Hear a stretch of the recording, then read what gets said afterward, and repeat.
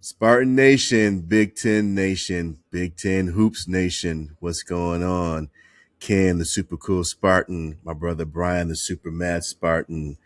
He got on the funky fresh Oakland University sweatshirt on. Correct. OU. Yes. Yes. Looks good there, sir. Looks good. So what's going on this fine MSU/Big Ten Hoops evening? Got a lot going on here that happened this past weekend going through today. I mean, a lot of action that not just in the Big Ten, but top 10. I mean, if you're into the rankings, a lot of top teams went down in flames, and some teams are on the rise. It's that time of year, February, getting that positioning in for March Madness and whatnot.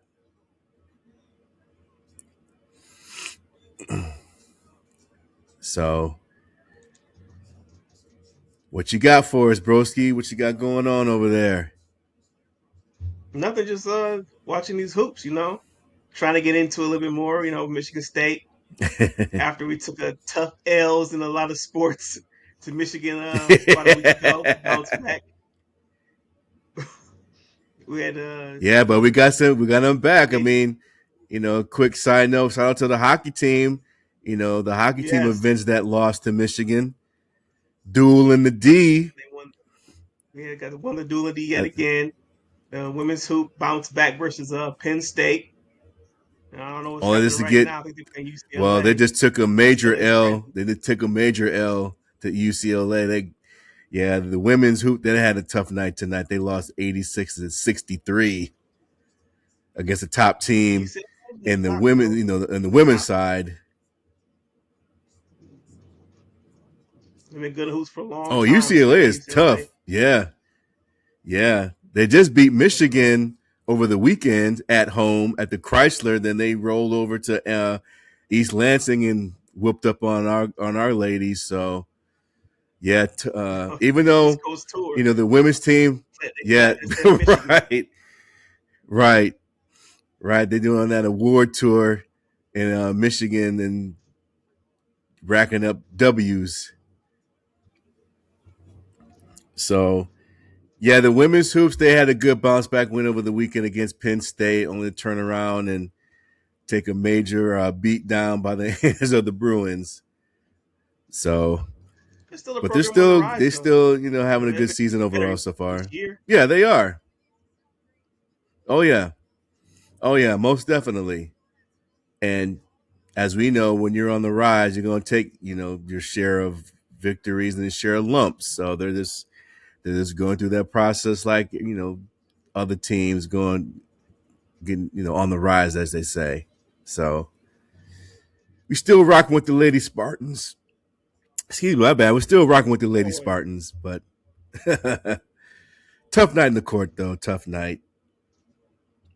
As for the men, as we just pointed out earlier, they ended their 2-game losing streak with a great W over the Fighting Illini this past Saturday night.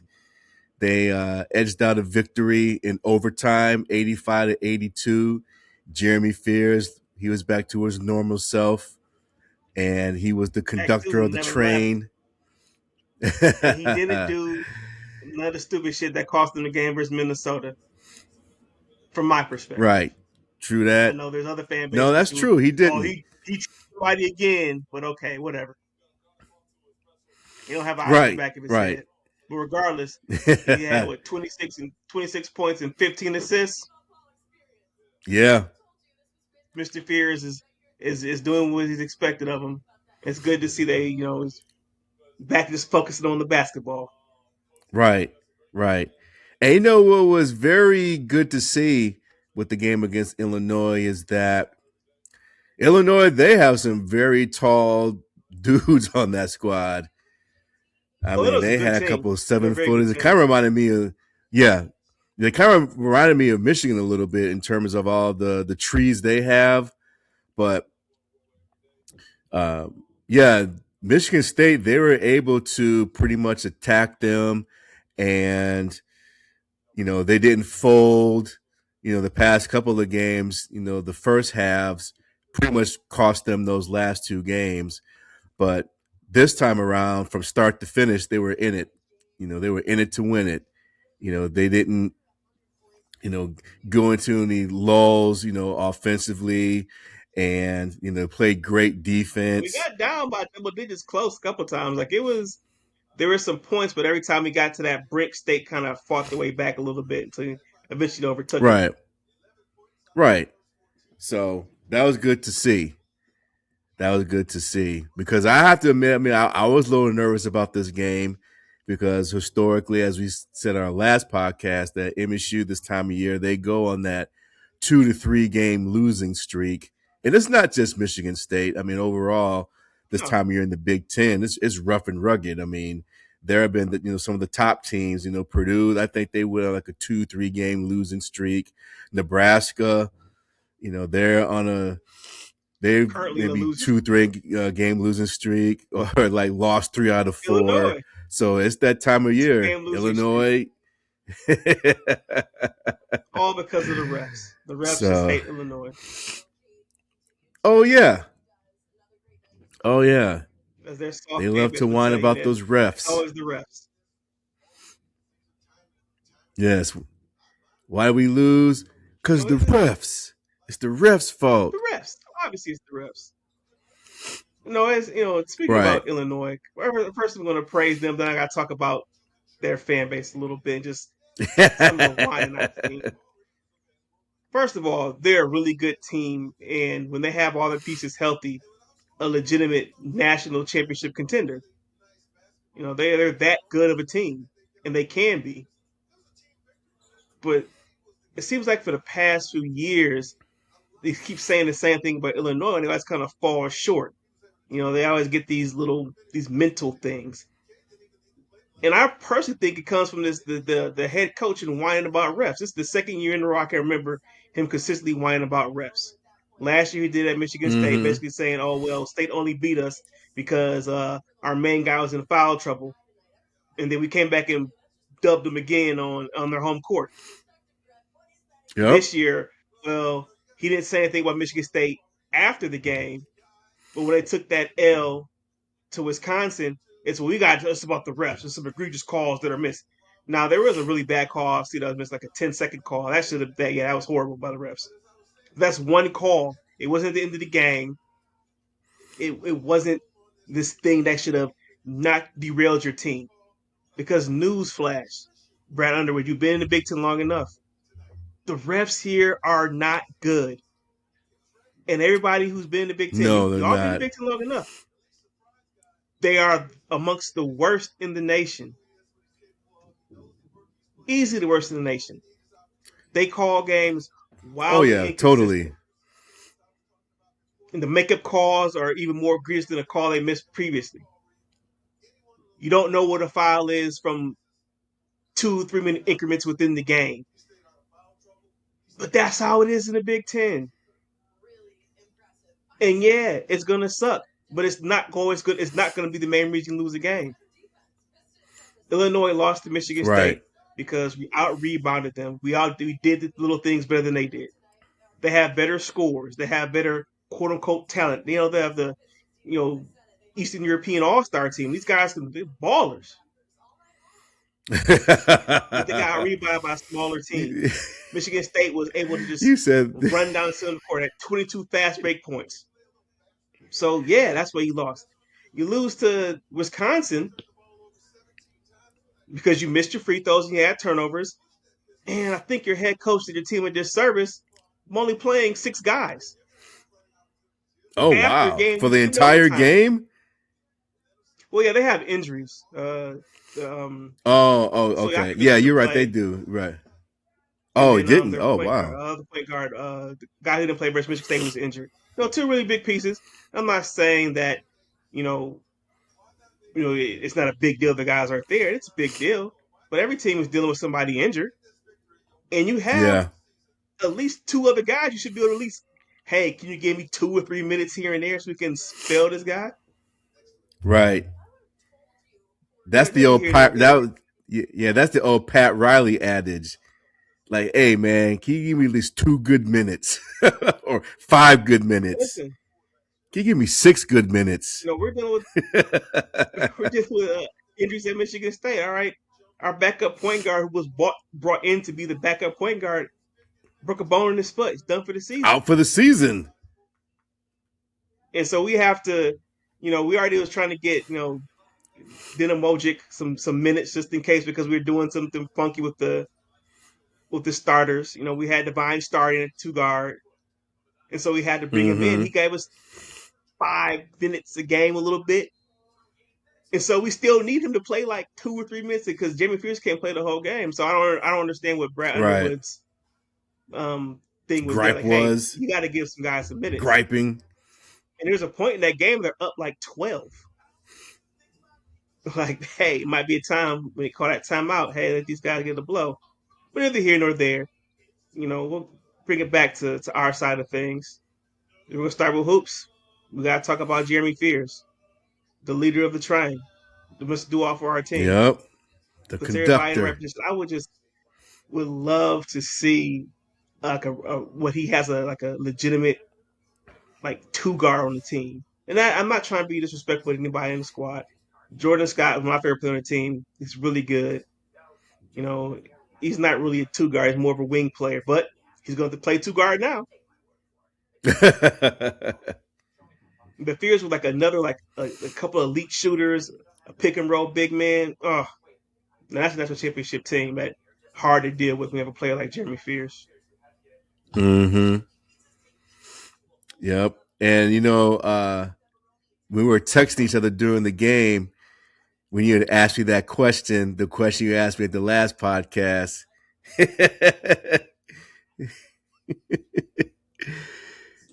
For the sake of the world, 2 seconds left to win the game. Who are you gonna give the ball to? Answer And I is was sweating bullets Curtay. too. I was like, "Ew." Yeah.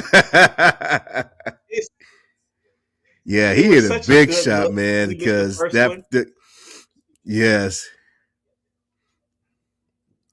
and I knew he Yeah, was he gonna make missed that that second first one. one, got the When he got ball it back, back. Yeah. I knew he was gonna make. He has to Yeah. make this. It was my immediate thought was Curtay has to make this shot. Like he has to. Like this was going to be, and he hit it, and I screamed in the household. Son was asleep. Don't care if I woke him up. Yeah. Yeah.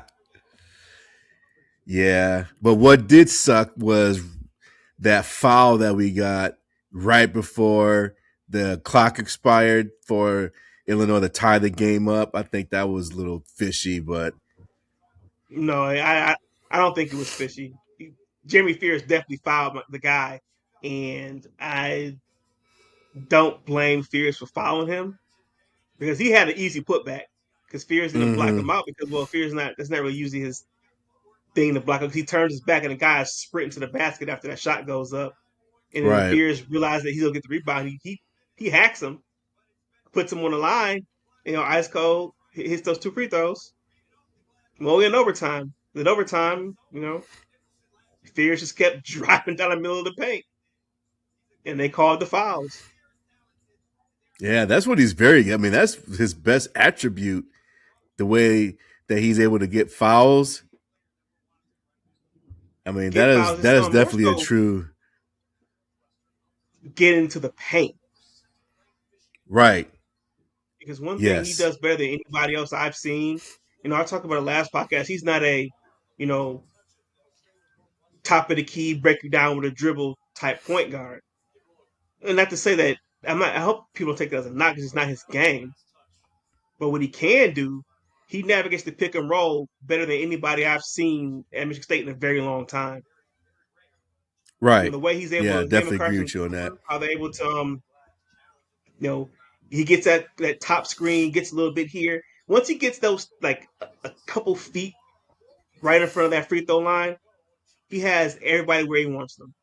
because at this point, well, Mm-hmm. now they know he can score a layup, so they have to account for him, or he can throw a lob. He's too dangerous at that point. He has the game on a string then, Right. so that's his wheelhouse. Once you get right there, once he gets to And that he can, spot, game over.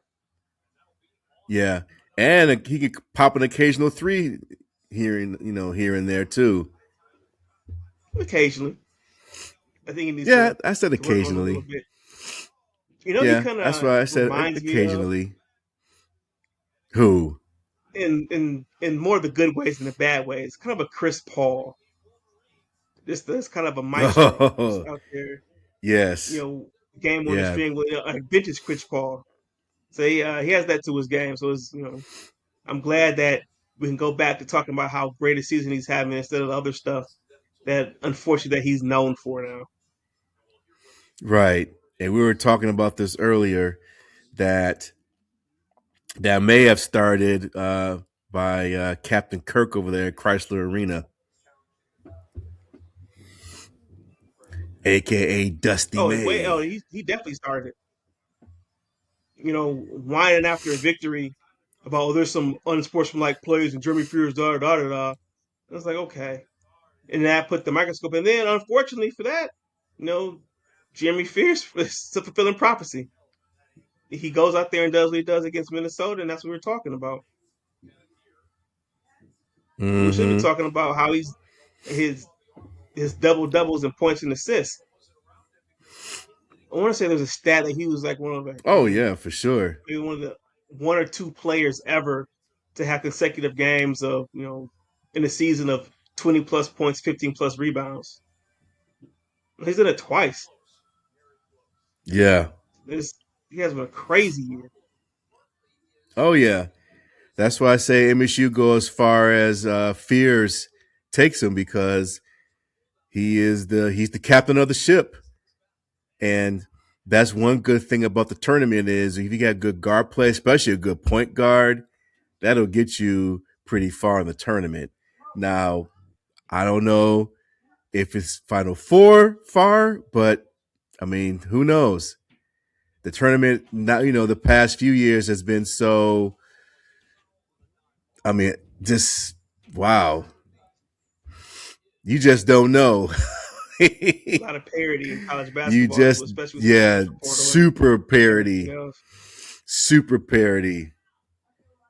I mean, I keep saying it. Nobody's safe in the tournament. Doesn't matter if you're a 16 seed, a 2 seed, or a 1 seed. Nobody's safe. You can't No, not at all. underestimate anybody in the tournament.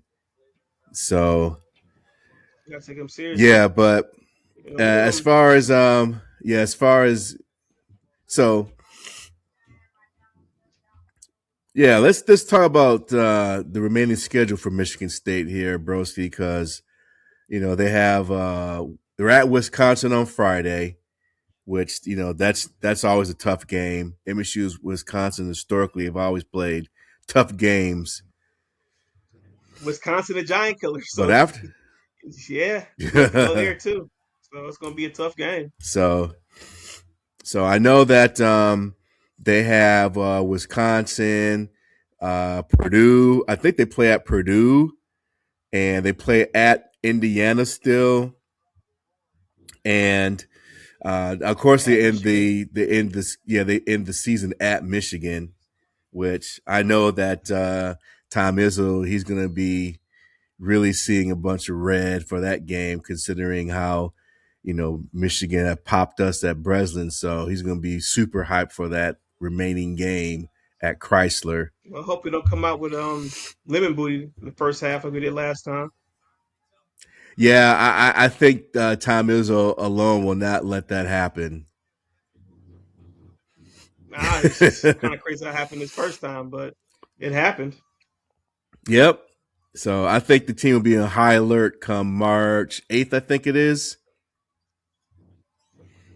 But looking at the remaining schedule, what are your thoughts? What do you see MSU doing here? Do you see them, winning the rest of their Yeah, games, losing a couple games here and there? I would say they have to lose a Do you couple think more they still games. got That's a just shot to how it win the goes. Big Ten? They have a slim shot of winning the Big Ten. Currently, right now, Northwestern's trying to help us out, but Michigan's on the comeback right now, so they're probably going to overtake Northwestern. And lo and behold, a hook in the hole called 4 point swing to the game. You know how it goes for Michigan. It was a good call. He hooked him and hold him. But anyway, Mm-hmm. State is going to be very tough for us with the injury to Divine. You know, well, Jimmy Fierce is playing at a super high level, but he's a human being, so he gets Yeah. tired. And Oh State yeah. has to find some ways by hook or crook to steal minutes for him for his backups. And all right, he only got one. So if Denham Wojcik has to play extended minutes, it's going to be very bad for Michigan State in that game. And Mm-hmm. it can happen. He could pick up two quick fouls. You know, since he has a reputation, if he breathes on somebody the wrong way, the refs are probably gonna give him that quick whistle now because everybody feels like he got away with something his last game. You know how it's just how people are. Oh yeah. If they can figure Yeah. out our rotation because Izzo, and I understand now that he has to roll out some funky rotations with the injuries and just some guys have not lived up to what we thought they could expectation wise. Um, so it's tough to say, because I'm thinking about the bigger picture, right? What are we gonna look like Uh-huh. in the tournament? Now we have time to tighten some things up, hopefully, and go into the tournament and give it a try. But as far as the running Big Ten schedule, whew, it's hard to say, man. I would love for them to win out. I think it'd be very difficult for them to do. Yeah, I can see that too. Yeah, I think it'll be a little difficult for down the stretch for hoist up a back to back Big Ten titles. I'm not going to rule it out though. I mean, I'm not going to rule it out because Got a like we were chance. saying, We start like taking this some is the time L's. of year. Yeah, this is the time of year where you have teams taking weird L's per se.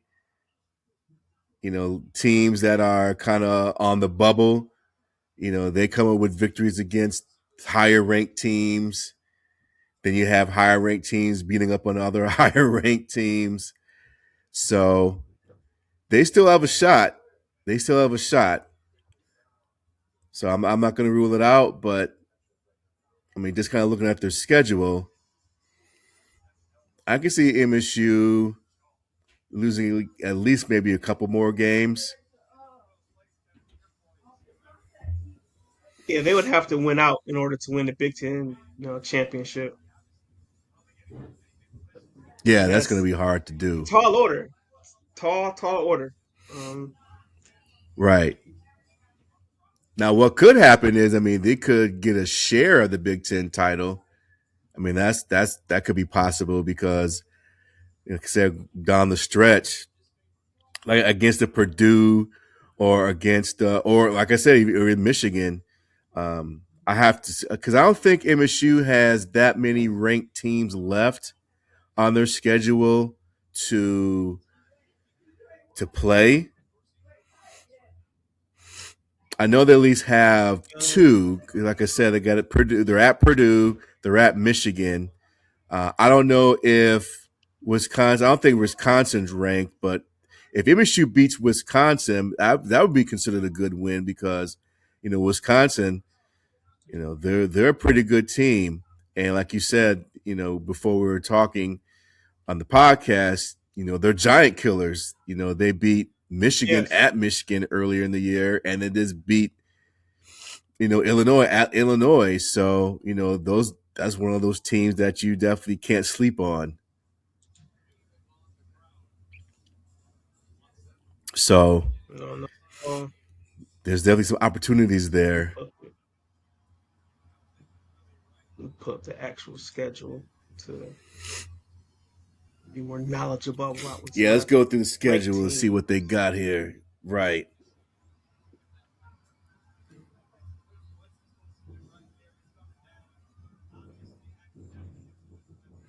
Let's put our little prediction glasses on here, a little crystal ball, and see what we can prognosticate. I'm sorry, hold We'll on. look into There we the go. Big Ten crystal ball and see what it says. We have just Purdue and Michigan, the two ranked teams left. Okay.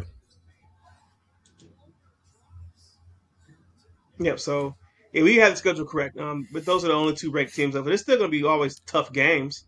The Big Ten that's the type of Oh yeah. conference it is. It's always going to be a grind. And I think Yep. Rough and as always, I rugged think State. I know Big Ten hasn't won an actual championship since Michigan State in the early 2000s, but since it 2000. 26 years. they're such good basketball team. I hate to say, okay, unfortunately, Michigan could win that championship. They're good. Illinois could win it. They're good. Purdue, I think they have some deficiencies, but they can make it far. Same thing with Michigan State. Could we get lucky, slip in there? Maybe have to fall. A lot of things have to fall our way, but we, I feel like schools like Michigan State, we've always done better in the tournament outside the Big Ten because we don't people don't see Michigan State all the time, so they don't understand like how you have to play against Michigan State. And there's a reason why Amazon Right. has such a great record above, about first time coaches coming to play at Breslin Center playing against Michigan State. Because yeah, you see it on tape, but you have to, play against you at the experience, the pace that you play with, especially with Jeremy Fears and how he pushes the pace. And then now you have some of the younger guys coming along. My favorite player, or Jordan Scott, doing his thing, put the Mm-hmm. clamps on Illinois All Star guy. He's been putting in double digits since he Oh started. yeah, And he sure got did. his first Yeah. start more comfortable. And so you have him come along. You have Cam Ward provides backup minutes at the power forward, and sometimes maybe in center position, and that's huge, especially for those young guys because you're gonna need them next season. And so state it's a puncher's chance, you could say. Yeah. And I think what favors MSU in basketball is, to your point, that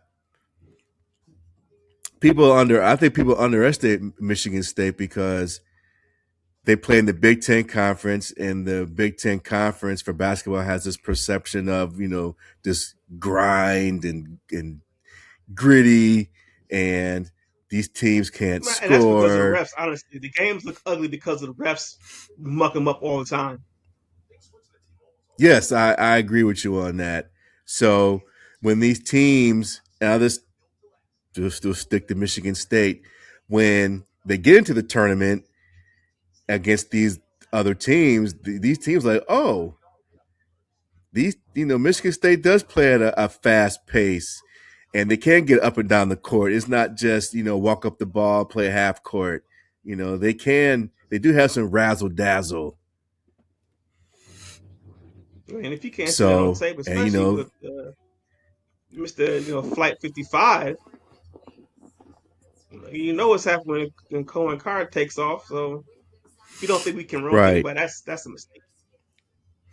right, and MSU, I mean, they can play different styles of basketball. I mean, they can get in the dirt, win a slobber knocker, 63-59, or it can win 89-65. I mean, just now Yeah, to your point, probably more they don't slobber they don't knockers have than offensive. yeah, they don't have they don't have the hot shooting and the super duper offense compared to teams in the past. This year's team doesn't, but they still have enough to pull out victories. And in a 1-game format in the tournament. That's all you need to do. Survive and advance. Survive and advance. If you win by 30 points or you win by 1 point, just survive and advance. Just win. Right. Just win, baby. Just win. Speaking of winning, I'm trying to root for Northwestern right now, but they're giving me a reason not to against that team down the road. You know, they're Oh, you know right it's gonna there happen. in She's the gonna pull this bottom. game out. Northwestern is like Minnesota. Yeah, they're 2-11 in the Big Ten. Like, they're not good. Oh yeah, I mean Minnesota ain't good either, and they beat us. Exactly. You know, we're rooting against history right now. So yeah, yes sir, yes sir, yes sir. So, any other thoughts, broski, before we get into the fun hoops fact? So I can. Well, actually, you've been doing pretty good so far. I got the last I two got to correct. get you one Yeah. time. Any I more know. So thoughts? now, yep. You know who we don't talk about enough on our podcast, who's been very consistent? Jackson Kohler. We need to give Jax Kohler some more love. Oh yeah, you're right about Because that. he's just goes out there, normal day, he's getting you 10 and 10, regardless. Yes, He's just very consistent, very steady. yes, he So we need to is. give Jackson He Kohler because is. I think he had 16 rebounds versus Illinois or something like that. You know, Yeah, he versus was going in amongst the with the trees of trees. a very tall team. Yes, It's Cassidy yes, out he there getting couldn't be boards. denied. So yeah, He that's could my not other be thought. Shout out denied. to Jackson Kohler. Yeah, Jackson Kohler, he's doing his thing, and we're gonna definitely need him coming down the stretch, and especially in the tournament. So, yep, Jackson Kohler, we got you, buddy. We got you. Glad you're on the team here. All right, let me get you out of here on this. Here is the hoops fun fact for you, broski. Yeah, I wrote this so small. Okay, so the question is Sean Respert is the all time 3-point shooting leader for Michigan State, right? Who is number 2 on the list? Is it Chris Hill, Drew Neitzel, if you remember Drew Neitzel, or If I Denzel remember, you're gonna say Valentine? Who's number 2 on the list there, Brian? um, Denzel Valentine. Chris, Drew, or Denzel? Denzel Valentine. I'm gonna say that's my final answer. Oh, man, you think it's Denzel Valentine? And the That's what I'm going survey with. says, you got this one wrong, buddy. The answer is Chris Hill. Wow. He has, yes, Chris Hill. He has 306 3-pointers he's made in his career at Michigan State. Drew Neitzel's at 273. Denzel's on the list at 265. Denzel's 4th on the I list. thought he would have made more. It's just interesting. I thought so too. I thought Drew Neitzel, I thought Chris Hill would have been lower than them, but hey, obviously not. Shout out to Chris Hill. My time there at Michigan State.